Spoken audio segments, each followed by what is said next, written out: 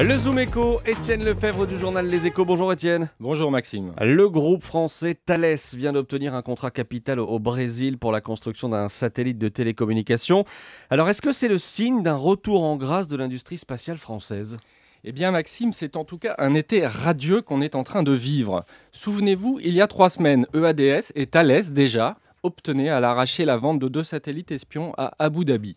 800 millions d'euros de contrats au nez et à la barbe des Américains de Lockheed Martin, pourtant soutenus et pas qu'un peu par Washington.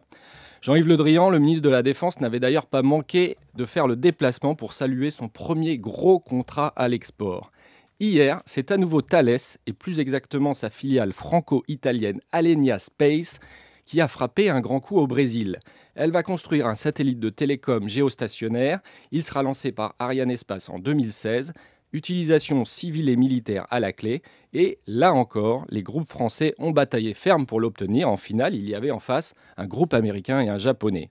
Montant du contrat, 300 millions. 300 millions, c'est pas si énorme que ça finalement. Oui, mais attention Maxime, derrière, Thales se positionne au Brésil pour les 10 années à venir. Et le Brésil a un programme ambitieux, très ambitieux. Il prévoit 12 satellites de météo et d'observation et au moins 2 autres de télécom. On parle là d'investissements de 8 milliards de dollars. Derrière cela, il y a notamment une promesse à tenir vis-à-vis des Brésiliens, équiper toute la population en Internet haut débit. Et Thales est d'autant mieux placé pour ses contrats à venir qu'il a accepté un important transfert de technologie. Qu'est-ce à dire ?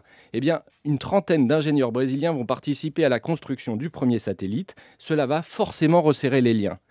À l'arrivée, certes, Thales ne obtiendra pas tous les 8 milliards de contrats, mais il sera sûrement associé à la plupart des projets locaux qui vont être développés.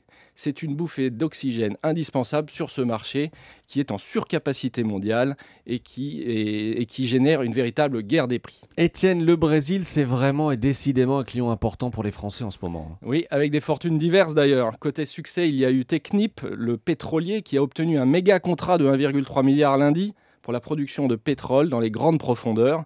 En revanche, pour le TGV brésilien entre Sao Paulo et Rio, je vous en ai parlé ici même lundi, eh bien c'est raté pour l'instant. Le gouvernement brésilien a de nouveau reporté les enchères. Ce n'est pas une bonne nouvelle pour Alstom et la SNCF puisque ce report était demandé par ses concurrents. Le chiffre du jour. 950, c'est le nombre de lits d'une auberge de jeunesse géante qui va se construire dans Paris. Ouverture prévue fin 2014, au niveau d'ambiance, ça promet. Vive les dortoirs. Merci Étienne Lefebvre.